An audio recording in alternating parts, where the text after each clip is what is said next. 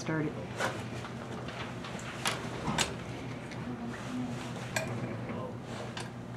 Hello, my name is Logan Fox, and on the 25th of May, 2003, at what was roughly 4 o'clock in the afternoon, I rolled a rental vehicle, which I had rented from Greeley, onto U.S. Highway 14 near Sundance and Devil's Tower, Wyoming. While heading eastbound on U.S. Highway 14, I had overcorrected my vehicle while coming upon a sharp left turn and subsequently lost control of it. Many of my family members, as well as friends who were with me in the vehicle, either ended up severely injured or deceased, and we were located within the vehicle as such.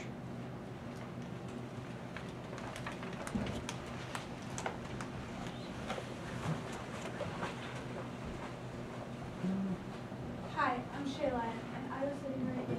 I was buckled in. My child at the time was not. My husband was also buckled in. Kaylee was buckled in, but the driver happened not to. Hi, I'm Katie. So, this is the Ford Expedition. It was driving along the road before it passed 2 cars. It then went onto the road, back onto the road, and overtook a turn.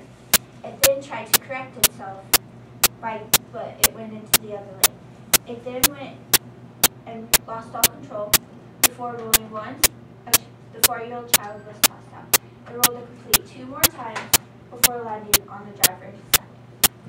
I was sleeping, and then the crash happened. And while I awoke, my child flung out, and I called out by a witness.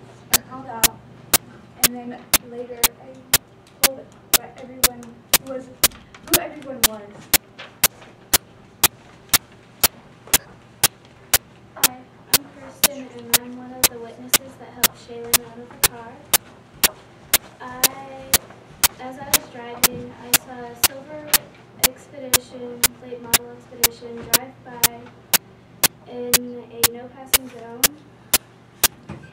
It lost control and it rolled over approximately 3 and the 4th times over and landed on the driver's side. All I saw was debris and one object that flew out of the car. And I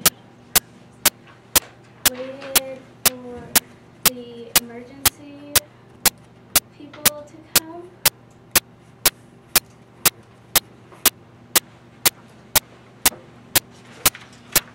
I'm Katie. I'm another witness.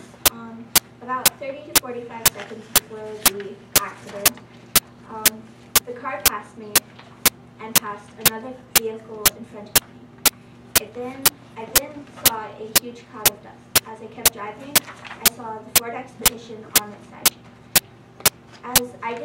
As I was behind another car, I didn't see very much, so my witness statement was very short. But I don't know if it was helpful, but it's my witness.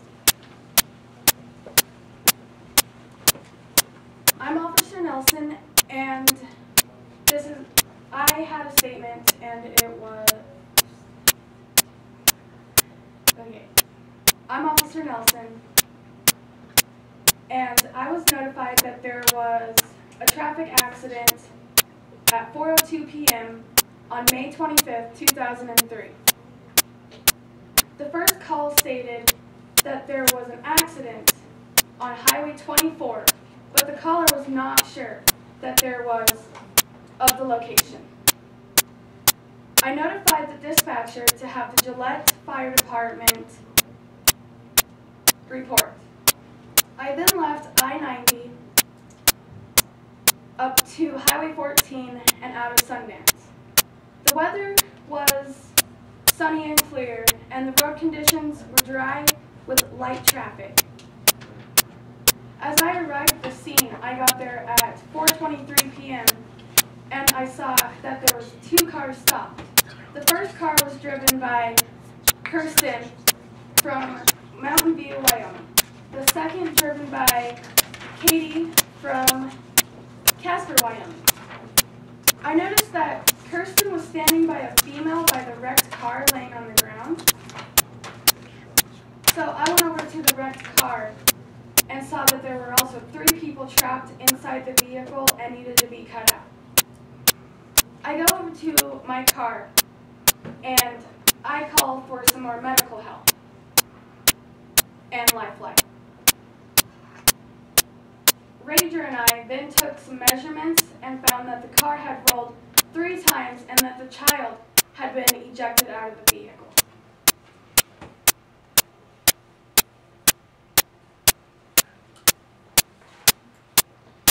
After the ambulance left, I went to the Gillette Hospital to identify the people involved in the wreck. Shaylin was being treated in the emergency room, and I asked her if she could identify the people, and she said yes. And she told me the people's names and the approximate birth date. I also asked her if she knew what had occurred when the wreck had happened. She said no, she couldn't, because she was asleep when the car started to roll. But as the car started to roll, she had just woken up and saw her son fly by and tried to grab him, but had failed to hold on.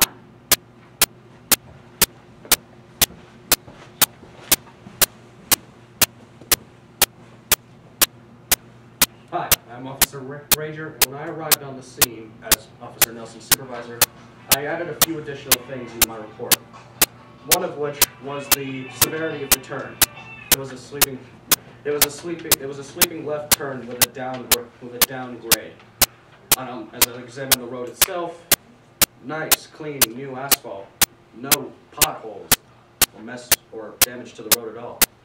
But as I came there, it was a nice warm day, 70 degrees, nice and sunny.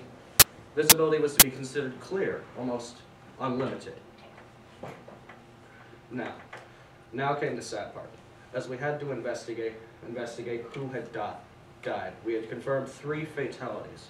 The first fatality was sitting in position 3, which, if you look at the car itself, would be the passenger right beside the driver.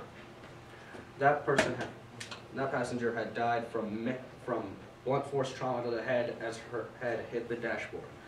The second person that was a fatality was in position 4, which is behind the driver. The passenger behind the driver had died from blunt force trauma to the abdominal and chest cavities, probably due to his seatbelt when the impact when the roll had began to occur.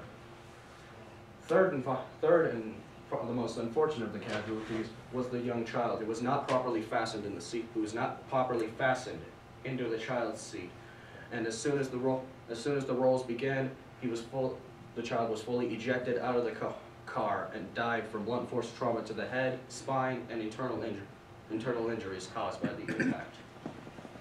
Now, besides from the conditions of the road, the time of the accident, and the fatalities, those were all the information we could gather on the first day of the accident. A follow-up investigation was needed. I had interviewed Kirsten on July 18th.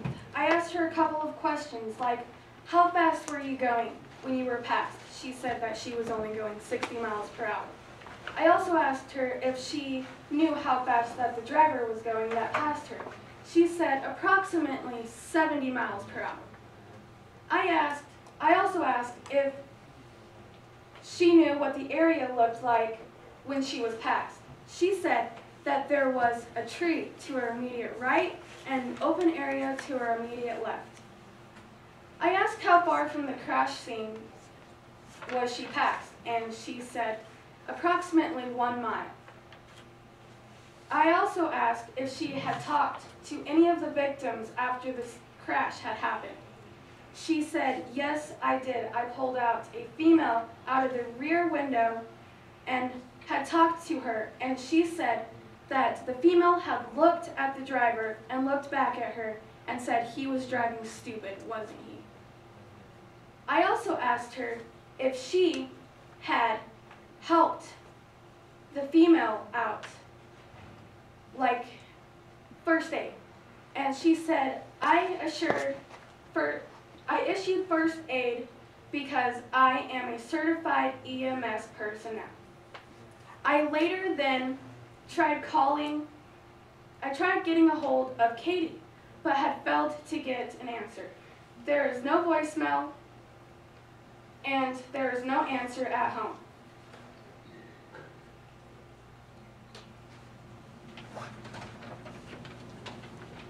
Okay, so my name is Adam Hunt. Okay, so we did some calculations and measurements at the scene. At the scene, we took some chord measurements, which, as you can see in this diagram, this is the path of the car.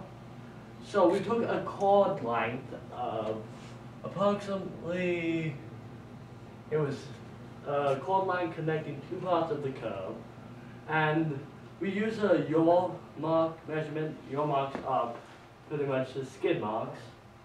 Okay, so the chord length we measured was 50 feet. Okay, and then the mid segment was 6 inches or 0.5 feet. So when we take this, we're assuming that it's a part of a larger circle. Excuse my drawing skills are horrible. Okay, so as you can see, we assume it's part of the circle. So our goal is to find the radius of this circle. So we take a simple equation for us at least.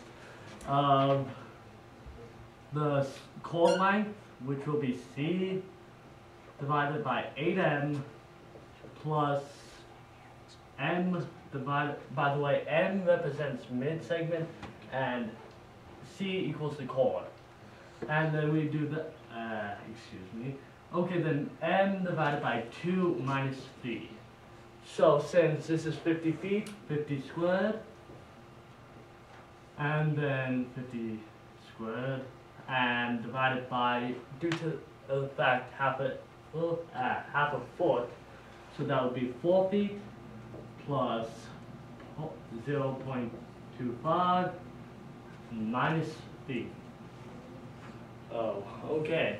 So as we continue on, so 50 squared will equal 2,500 divided by 4 and plus 0.25 minus 3. So that divided 2,500 divided by 4 is 625 plus 0.25 minus 3. By the way, the 3 came from the width of the car, because we have to take in consideration that there are 2 pairs of skid marks from both sides of the wheels. So we go into the direct middle of those 2 skid marks. So, and the car was 6 feet wide, so we had to find the middle of that, which would be 3 feet. And then we subtract it from our equation. So we end up with a radius of 622.25 feet. Okay? And then to calculate the speed, we have a constant, which is, so speed equals 3.86 times the square root of 622.25 multiplied by the coefficient, which is the road and the tires grip, and that would be, in this case, is 0.732. So as we do this, so this is always constant, except in extremely rare cases. And then, so we did that. And now, since we do this first due to the act of mathematics, so 600 2.25 times 0.732 equals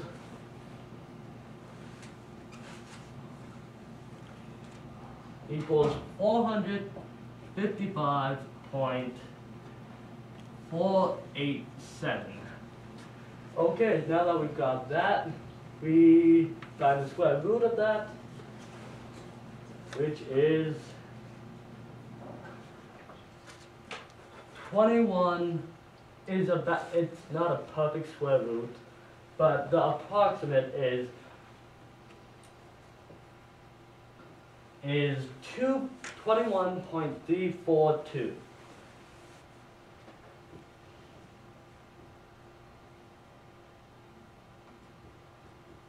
Okay, so now we multiply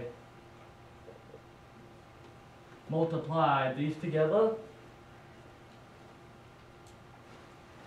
and the answer comes out to be 82.380, which now we have converted the chord length, the skid marks, into miles per hour. So using the coefficient of friction, which was the 0.732, which is how well the roll and the tire grip each other when they're passing over each other. Also, as the car's going, centripetal force is the car's trying to continue forward, but the roll and the tires are connecting with each other, causing it to curve. Okay, so now that we've got this is 82.38 miles. We'll round it to 82 miles per hour. And this is how we calculated the speed of the driver.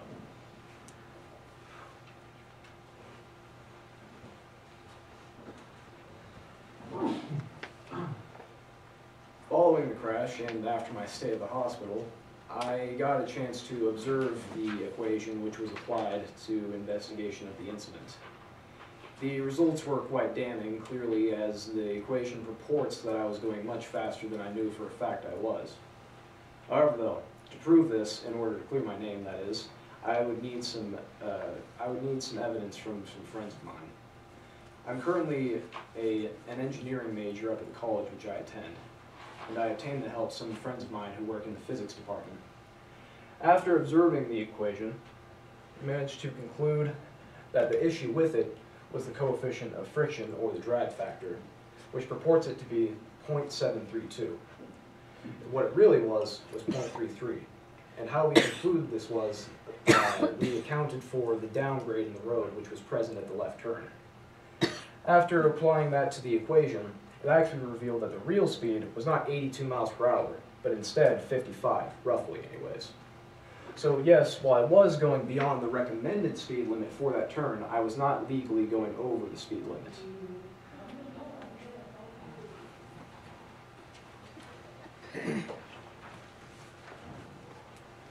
Hello ladies and gentlemen, my name is Eli Velasquez and I work as a claims adjuster for State Farm. My job is to determine fault in an accident, and I do this by conducting my own investigation. First I'm going to interview the claimant and I'm going to interview all of the witnesses, and I'm also going to take a look at hospital records, police reports, and the condition of the car and damages. And if me, my claimant, and any other parties involved in the accident, as there are usually more than one, if we cannot come to an agreement, the next step is to take it to the court of law. Each state has different laws and different regulations on how these investigations go about, and usually an insurance company will have a mandated procedure for their claimants which they will use to determine fault in an accident. One thing to look at is the fact that fault is not always solely one person in an accident. There is something called a percentage of fault, which means that while the driver may himself be guilty, at least part of the fault might not be his own. To determine fault in an accident, you have to have four things. You have to have duties, breach, causation, and harm. If any of these four things are missing, then the person is not at fault in the accident. The duty of your driver on an average day is that he has to keep a good lookout, make his best attempt to avoid an accident, and follow the rules of the road. This means that he has to do everything within his power, even if it is not his legal duty to do so in an ordinary situation to avoid this accident. He has to keep a good lookout so he'll know if an accident is imminent and what he can do to stop it. And he also has to be completely inside the laws of the state in which he's in. As I go about my investigation, I do have to look at some other things. I have to take into account the weather conditions on that day, the location of the accident, and even the mechanical condition of the car.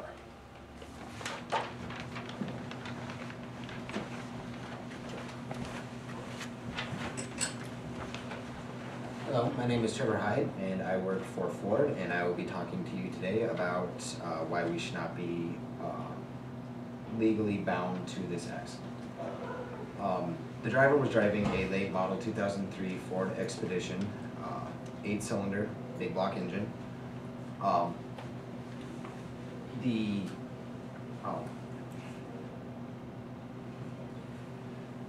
person who called us claimed that the people had blamed it on the high tip factor of the car. We know for a fact that SUVs have a higher center of gravity than most cars, so therefore they are more easy to tip. The only problem with that is the driver knew for a fact that that was because there's a warning label right on the dashboard that says this vehicle has a tendency to tip. And we had also recalled earlier the same model for brake issues. We had issues with the brakes where they would lock in the upright position to where you could not brake, or would not allow the brake fluid to go down to allow the pads to connect with the cylinder discs, therefore not allowing you to stop.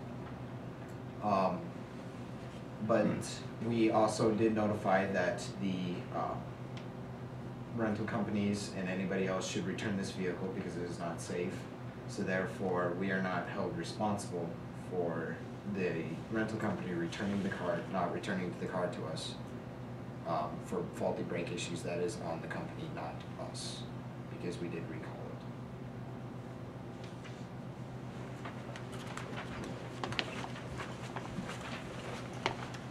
Hi, I'm Kaylee Donahue, and I'm a worker for Enterprise. We do allow the people to choose the vehicle they want to rent, and for the most part we do, but that's if we have it on the lot. We do also give recommendations for the vehicle. So like say someone wants to have a vehicle that saves gas. So we recommend certain vehicles, and we do regular maintenance checks on the vehicles. We have a computer that watches the mileage and when it needs service checked. And we also have a tire maintenance check and making sure that all the tires have air in them, the right amount. And there's the oil change that we do. We keep the vehicles clean and vacuumed. And we also keep a very close eye on the vehicles in case something is going on, like the recalls. We do warn people if they have a high rollover rate, because there is a very large ratio on some vehicles that have a high rollover rate. So we have a rental wager. If they want to have their insurance cover the vehicle, they can. If they want us to have insurance of the vehicle, they have to sign a wager that says that they would like us to keep in control of the vehicle. So it would be my liability that it wasn't us.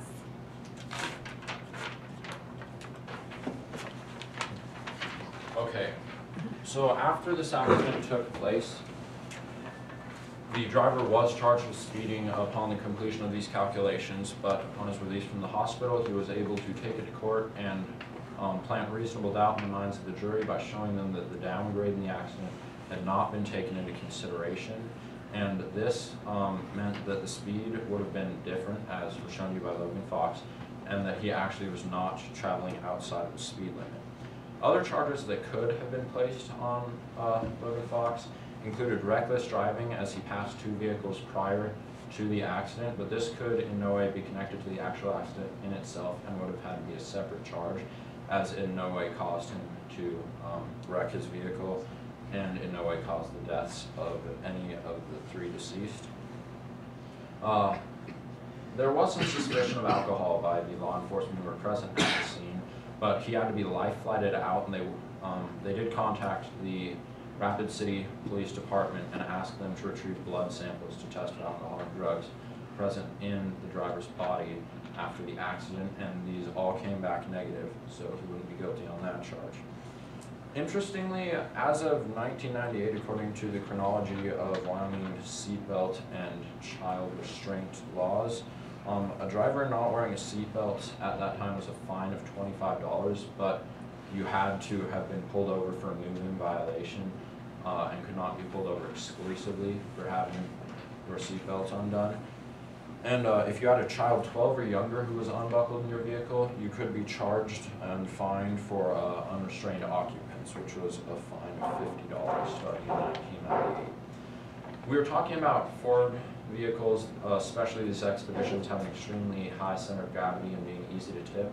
This is because when you look at the vehicle and if the center of gravity is able to get outside of the base, you reach the tipping point and it will actually topple over.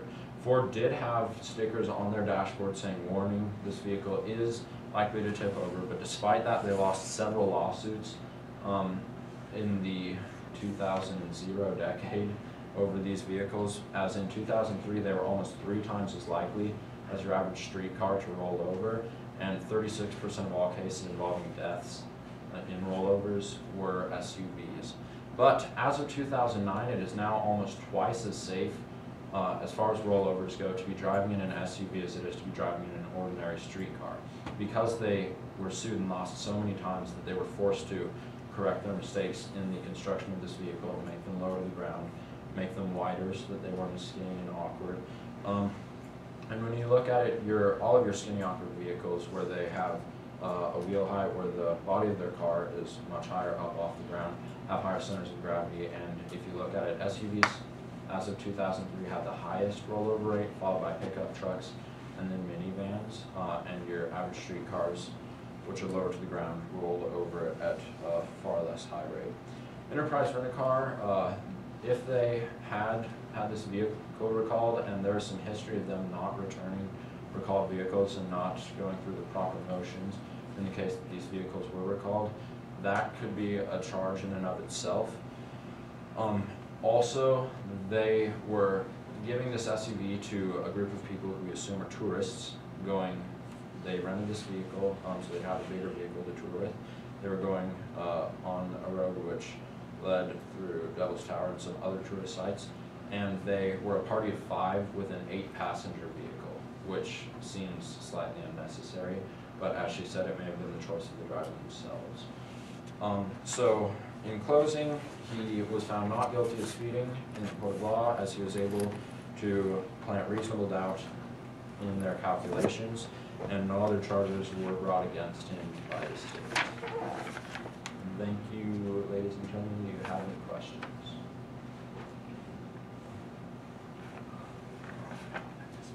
I have a question. I wonder how many of you actually drive now, and if this problem has kind of affected how you drive or how you think you will drive later on. I'm going to be getting my permit soon, but after hearing this case, I do believe, I am going to make sure that every single person in my car is seatbelted no matter what. That's how I know. Also, so I technically can drive now. It hasn't really changed my opinion because I've never been interested in driving. And also, the thing is, in this car crash, there were 3 people who were buckled in, and 2 out of 3 died. That's a 66% average. And there were 2 who were not, and only 1 of them died. That's only a 50% average. So that could put some doubt in your mind in this case.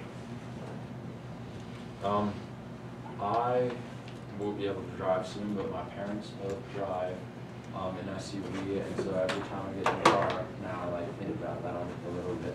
I'm like, oh, this thing can roll really easy. No, really? So do you wear your seatbelt or not? Oh yeah. Yes, also. So the seatbelt caused the death? That can Number 4, you said? What caused the death in number 4, I believe, was chest and abdominal cavity blunt trauma. And the child in the middle seat was killed because of a lack of a seatbelt. The car rolled to the driver's side, and he was ejected through the passenger side window upon first roll of the vehicle. But you can't really say that either of these persons was killed by their seatbelt, as it was blunt force trauma. His being to the chest and abdominal cavity may very well have been a seatbelt. That was my point, the crushing of the chest due to the centrifugal force of the vehicle rolling. And then the person in second position, it was to the head, so what probably happened is just seatbelt didn't react fast enough, dashboard, something of that variety. So I wouldn't blame seatbelts for any but possibly the force of death, and that wasn't brought out in any of the police reports as the cause. So do you think he was guilty of being negligent, the driver? I think that not having the child himself buckled in was negligence, but he wasn't, at least in the case we were presented, charged with that. Also, yeah, he is negligent for not making sure that all his passengers are buckled in. But he also did pass in a no passing zone, which is what would you say? It's not supposed to happen, but he disobeyed the law of not passing in a no passing zone. I thought that had nothing to do with the death. It doesn't, but it's its own charge. But it's my still point being negligent. is that if he would obey the laws, he wouldn't have been speeding, he wouldn't have gone off the road. They probably had a recommended speed for that Technically, he turn. wasn't speeding. Technically, he wasn't speeding because it was a 65-mile-an-hour zone, but it was recommended 45 around. For that turn. Yes, recommended though. Not Yeah, so, but, negligence, he should have been only going 45 in that turn. Depending on your car. Well, Wyoming law, right? Good lawyers. If it's recommended, it's only recommended, right? You don't have. You don't have to do that speed. Correct. That's what I thought, okay. Those are the yellow. Yeah, the Yes, yellow speed ones. signs, The yellow right? triangle ones with the, there's a curve in the There's yellow. an arrow and that's then- curved. Yeah. And then it says 45 and then My point to you is that I'm hoping that all of you as drivers will think about this as you start driving, when you see those recommended signs and don't pass here, because there's probably been enough previous history of vehicle problems on those turns and in those areas that had he been obeying both of those, he probably wouldn't have gone off the road and then lost control. There's a very good chance of that, yeah. But that technically could have came from the fact that I believe it was this one that said Ford recalled that vehicle because the brakes. Yes, the brakes would stick or not brake at all. That So was not that any of might have your- been a factor in it. They don't know for certain. The reasonable doubt, you can't convict him, but reasonable doubt, I would hate to live with it, had I. Yeah, and there's obviously going to be an emotional toll on him. He caused an accident or was the driver in an accident in which 3 of his friends and family died, so. I mean, the child was his, right? No, the child was the guy in the back seat. Still, he killed a young child, so Yeah. he's got a lot to live with. That's, A child, I his think the wife, biggest punishment is the and- emotional trauma. I agree. And it's not 100%, it's not 100% confirmed, but we all are pretty sure that the brakes were not involved in the accident, that he didn't try to hit the brakes because he wasn't anticipating the turn was being as narrow as it was. And he didn't try to hit the brakes, he just tried to correct back onto the road. You said there were skid marks, wouldn't that come from upon the brakes though? It would. It could, Which or if the means- car starts to turn, it will start skidding. It depends on where the skid marks are. If it's right as he went off the curb, that means he applied brake pressure. Right. And the recall meant that it didn't allow the car to brake, right? Yes, but if there's skid marks, that means the brakes were effective. It means the tire Now, stopped. Adam said yaw marks, is that different than skid marks? No, No. yaw marks are the same as skid Yes. marks, it's just a fancy They're name for it. slightly different. Because yaw mark is when a car is curving and it's like starting to almost skid like sideways rather than directly forward. And it can be like it can be like skipping. So that could come just from the force of taking the curve from Yeah. turning? Yes. Yeah. Yes. And maybe not from brake? It's interesting that he goes off the road, he comes back on the road, he's still in control, so I'm thinking if you have a high tipping rate, he should have tipped on the first part there, and then the second part he's correcting again, should have tipped there, so it's not until he goes off the road. Well, And there's It that would shoulder, be the there's that shoulder and that downgrade right here, which is probably what It would be the everyone same calls concept as like rocking a boat. The first Right. time you rock it, it may not go, but the second time you go to the side of it, it may flip it again, just And because of the sheer force initially- coming back. Initially, when we were presented with this problem, we kind of had this idea that there were like several points at which he could have tipped, and we didn't know if we were even going to get the official where he tipped point, or if we'd have to figure it out. Because he passed those two vehicles, so we thought maybe coming out he could have tipped if he was speeding and it has a high tip over rate, and then coming back in, seeing as how it was a no passing zone, the conditions may have been downgraded, it may have been on a curve. So when he comes out or when he gets back in, and then when he takes the actual turn, so there were 3 points at which he actually could have tipped when we first got it. Okay, so he was speeding when he passed the two vehicles? That was not determined. That's word against. Yeah, that's word against word. It's They how thought, good it they is. thought he was going 82, but there's two different ones. Well, the reports Well- from the witnesses who Yeah. said that they were passed, both said he was going about 70 miles an hour when he passed them. One said Which above in- 60. Which in a 60-mile-an-hour zone is not unreasonable to have to get past someone. You're gonna have to speed up a little bit. Correct. But it was not a passing zone. Well, you'll find though, in most rollover accidents, the biggest cause isn't a lot of times the tipping rate, it's the overcorrecting.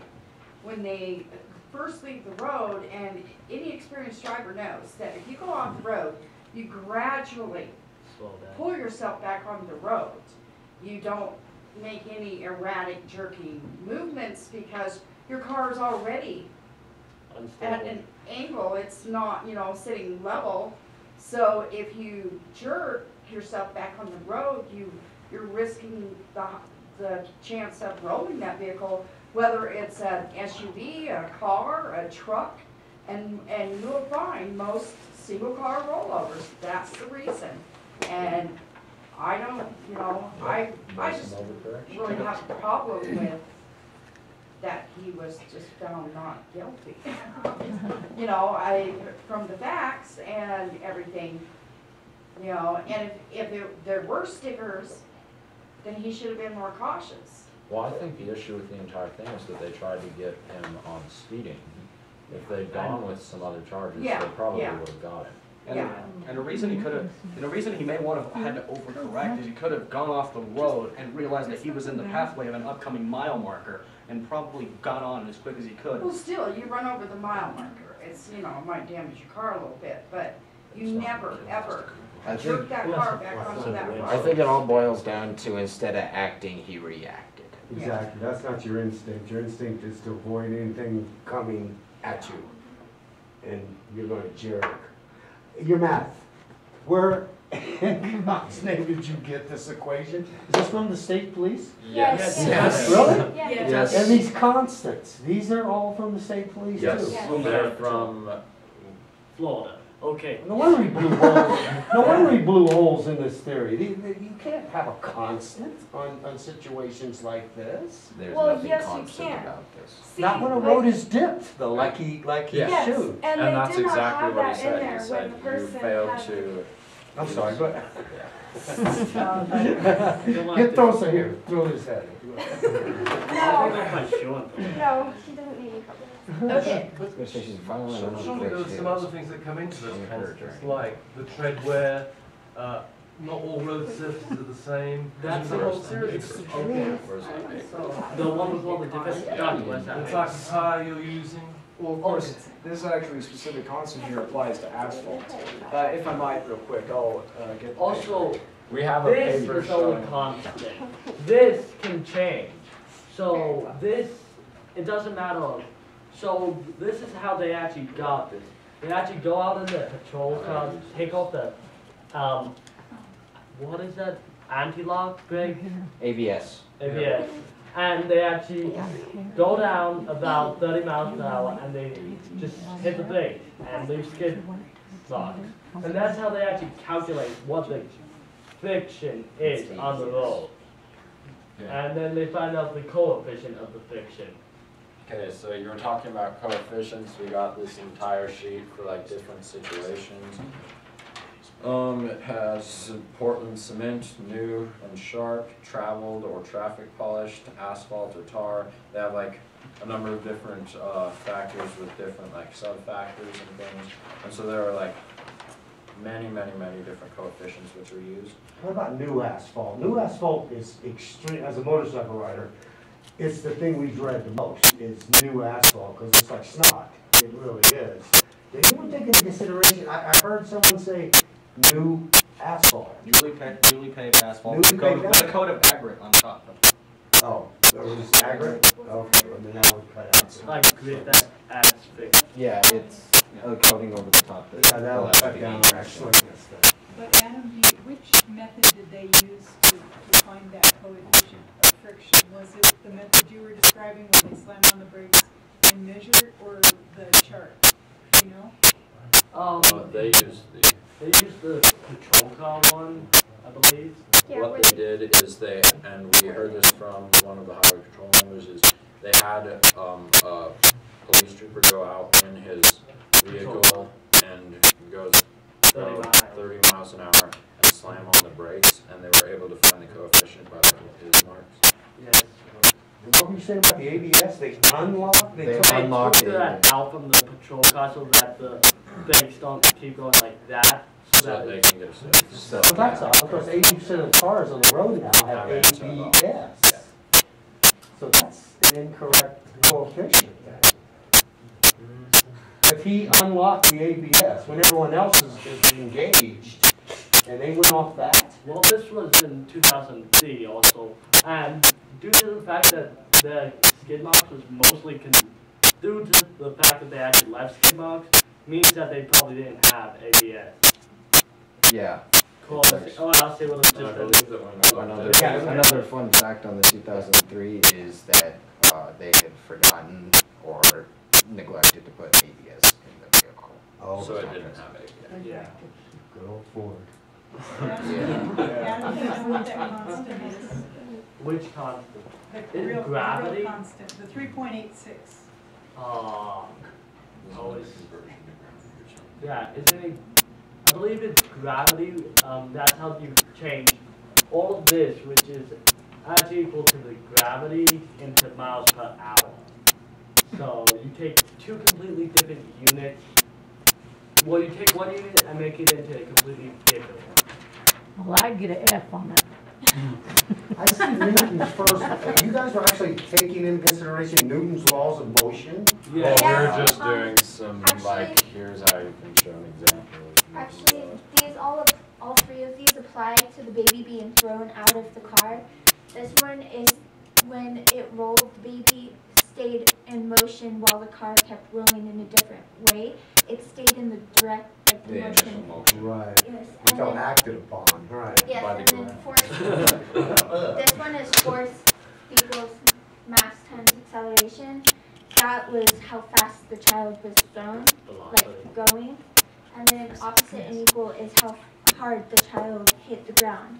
And how much the ground acted back. Yeah, because there's for every.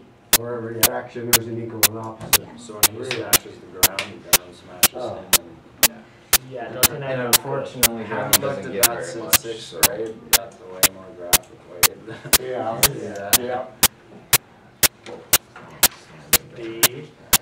I hear a little bit more about how, who was our driver, Dr. Fox? Indeed. Okay. How is it that you were able to prove in court, and you said your speed was? Roughly 55. Yeah, could you talk some more about that, please? About how I got around the equation I was that pulled me to go 82. Please. Well, as I mentioned, the driver was a engineering major out of college, and he obtained the help of his friends in the physics department to further assess the equation. And what it failed to recognize was that downgrading the road. Also, another Why thing does that change the speed to slower? was How does that change the number? Yeah, okay. the coefficient actually goes down because when you're going on a downward, there's less connection with the ground and the tires. Also, when the driver went off, he went onto a different type of terrain, which changes the coefficient yet again. And one thing that we heard, we were looking at these calculations and they were freaking out because they said that he was going 82, but we found some information that said that it's so easy to get these wrong because there's so many elements and coefficients, and how do you know they're all right, and how do you know you haven't left something out? And they said usually you don't, and they're 90% of the time inaccurate measurements.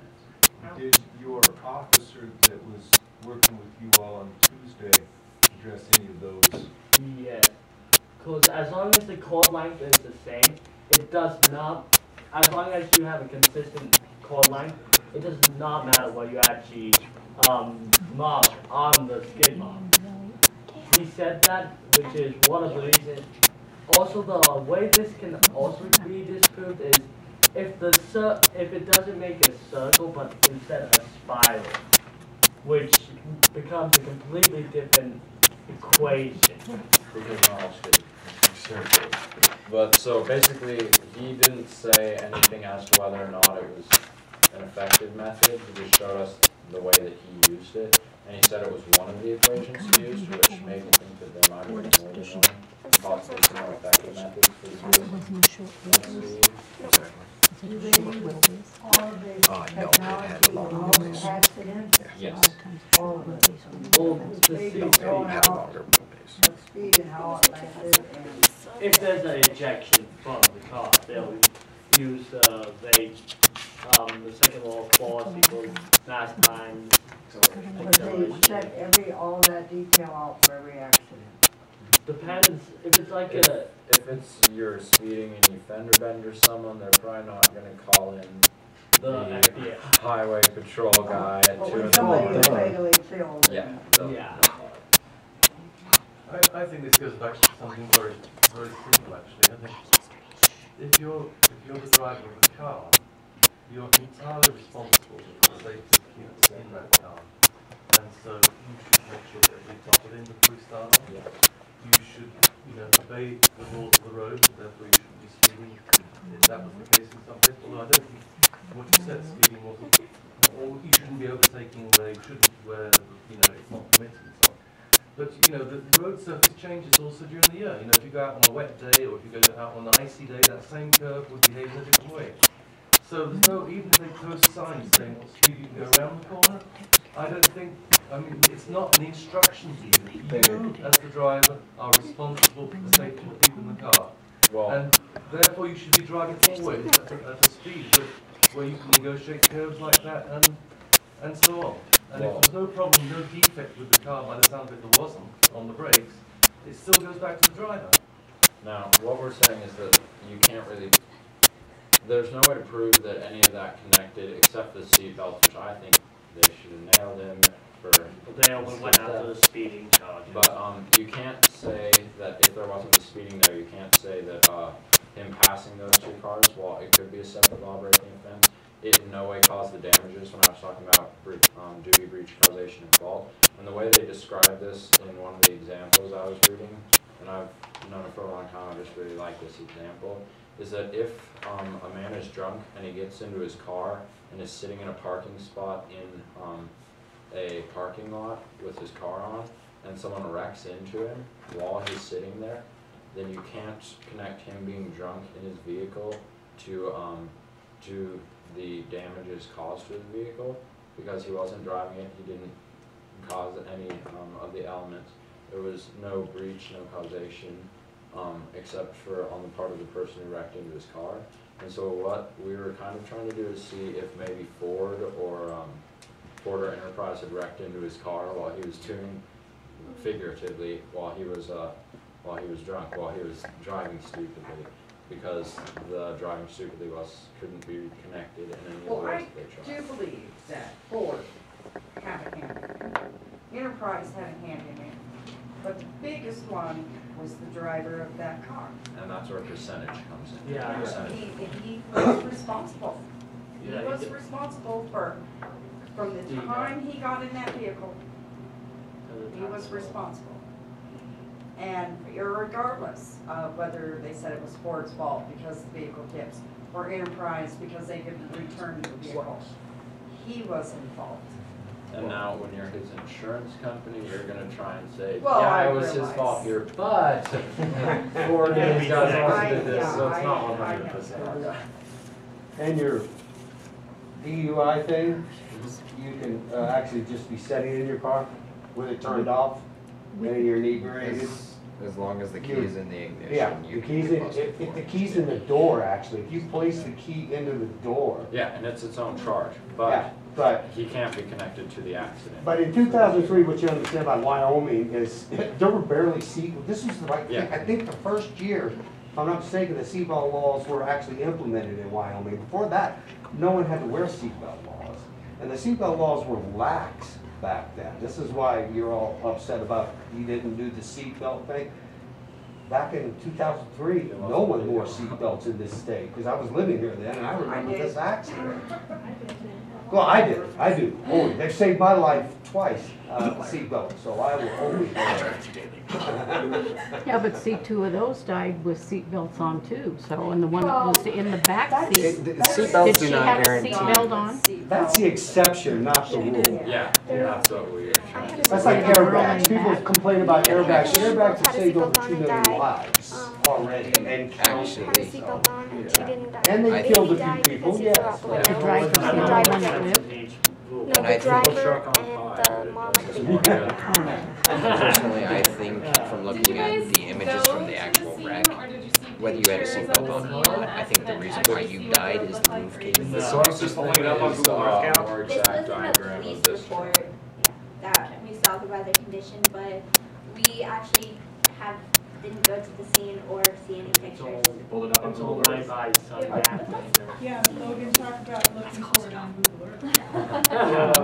You gotta bring him in special for this math thing, because I could see all of you were like cringing when he was doing this. No, He's just smart. I'm just extremely impressed with your math, besides your backwards C. But.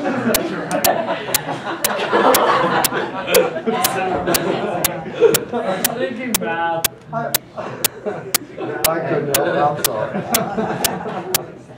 Yeah.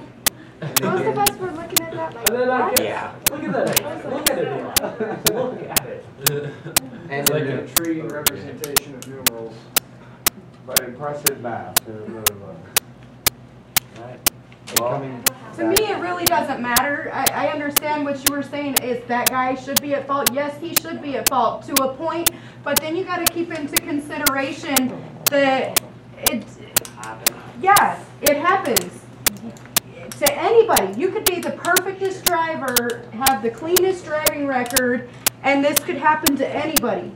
And unless you're sitting behind the driver's seat, in that situation, you'll never even know what went through his mind or how to react to that. And that's where having good lawyers comes in.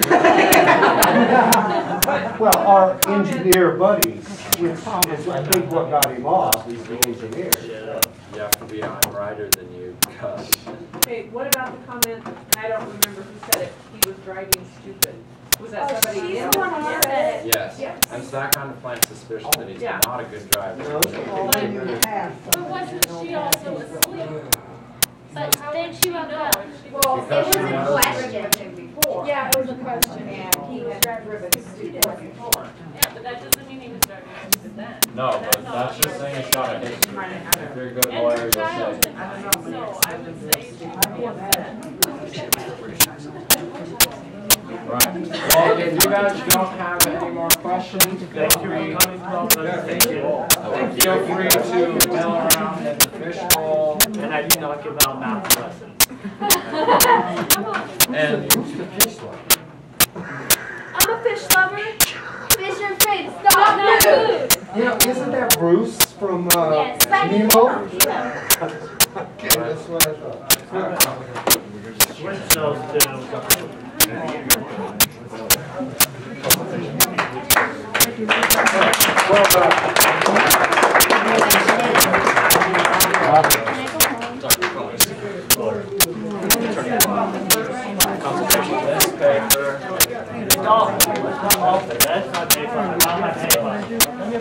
Thank you for coming, guys.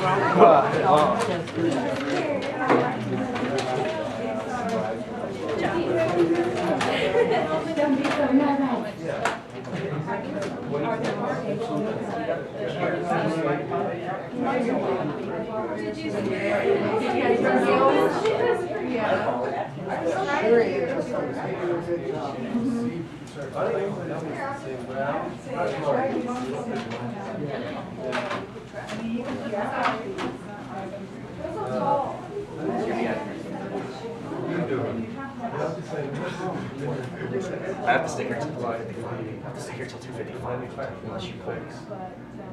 The speeds. You can just go and say, you take this one. There's no description for that. It depends on what kind of car you're driving. You know, I drive around the corner that I have to be much more slower and take a lot more care. I go around in my little VW and I can go around my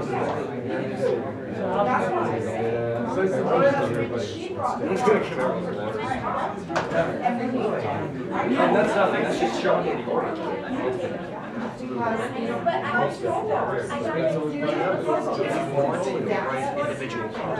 It's the driver gets on the road and comes back onto the road too quick. And then he went in the other lane, so he corrected that. And that's So the original Just say nice use of prolethium or whiteboard. Nice use of smart screen. I thought they said it wasn't part of the problem. Oh no, wait, that's cohesion and flow. That's cohesion and flow. Flow really awesome at that time. A few of you. I think I did alright. I have a Well, I get mad when somebody and it is different driving it than in my car. I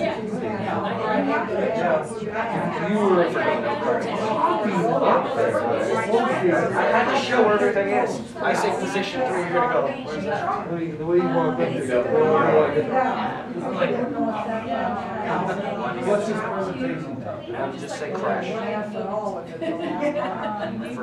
Just put Kim. Just put Kim. Yeah.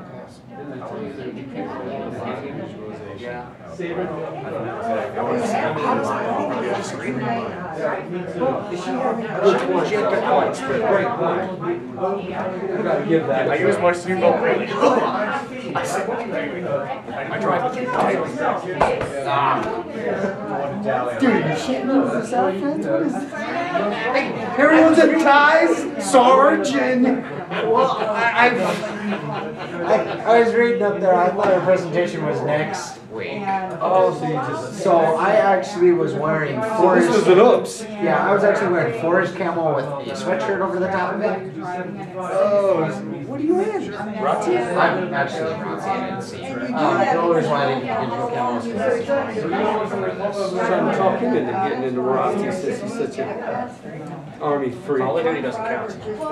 But yeah, I'm just glad I had this in there. Miss Kim told me it was more than acceptable. The desert. When did they start giving out desert stuff? Peaks. I got this because my dad took me. I did actually did camp. So did I, much to my despair. But that was 1972 during the Vietnam War. Yeah, well, I willingly went to this one, but I actually got these. Sweet. So those look like this is a storm. yeah, they were. They were basically. This your patches or? Yeah, these are my patches. I trained with the 108th Infantry. Yeah, nice presentation. Nice presentation. Get me out of here. Alright, let's see if I can get you out of here. Who do I talk to? Miss Clayton up at the front. Not to get nervous when I get look, it's not hard.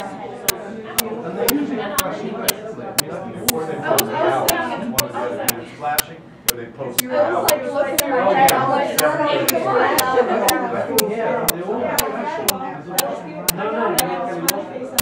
And you're, So, I got it all, but at the beginning. on the one hand, I like the way you said it. But she went to court trying to get out, she found out it was 250. I kind of keep plowing on, she kept it off me. School zone, I said, I don't think that's fine. But you had Hannah's one, she overtook 3 sheriffs the other day. She what? She was going down, what was it, on a single lane place, and there was a passing place, and she got under this big truck. Just, I'm going to get by him before I pass the tree. When they have the extra lane. So she kept whipping by, right in front of the big truck, the 3 little trucks. And 2 unmarked, the third one was the sheriff. So she said sheriff on the side of the lane. Maybe I think the third, the last one she got. So she split and she was doing over 100 miles an hour. I like the way you on the other line, big sheriff car. That keeps them going, I guess, that keeps the engine running. So that's right, what are you hopping up to the screen? 100 miles an hour she was going on. Appropriate emotion. And so she started getting a checkbook. She had to write out fine. She was so taken up with it. And you can see it. He said, no, I'm just asking you, you can't be doing 100 miles an hour, 65 miles an hour road. I just want to make sure you get it. Some people say, fortunately, she does. She makes everybody wear seatbelts. So everybody had their seatbelts. He said, well, look, just Tom, I just want you to get where you're going safely. So, You ain't gonna wear a ticket? well, we will speculate on that in a minute. So eventually he said, okay, well, just tell me where you want to go, and I'll make sure you get to Sherry. Eventually, he said, okay, go out, you wait along. And I was talking to Wayne Moss. And the only thing is, these guys were not, apparently, the sheriff can't get to him. He's not in his, was it county? Yeah. Where were they? So they were going to some meeting somewhere, or they were all out of their areas, so they couldn't give her, or you could pull her over and just say, look, be careful. he could have pulled I don't over know. and called somebody else. Yeah, that might be possible. But none of these 3 guys were in their area where they could actually do something about it. I never knew that. Well, I didn't know. That's what I think Wayne Moss said. The sheriff can only Because when you're 100 miles in an hour, you his think area you're where protection, don't matter. I mean, if you're a sheriff. anyway, she got the ticket away back in this meeting. He was gonna get it. Well, yeah, I think they put your plates in. Oh, they might have to They'll warn you. go back, they'll put those in and lock them in. Then you just look up and realize there's not there. They get you. It takes a minute, but. Yeah, they log in. Naughty or nice. You got one coming home, Hank? Yeah, on the way back from the office. I mean, she doesn't learn. You know, our insurance dropped. Well, so I the don't cities know too. why. Yeah. Cities too. And I Well, didn't it's know the that. same as insurance. Insurance has been with for 10 years. USAA? Yes. There's drivers already. You get 3 in a short time. Yeah, because they got, we had, Hannah wrapped her car up twice, Marcus wrapped her car up. And they're all under the same They're all the same insurance. Marcus got 2 citations for that, one for the driver, Hannah, Cindy's had 2 or 3 speeding fights, Hannah's had 2 or 3. Eventually they turned around and said, Yeah. Who are you with now then? Progressive.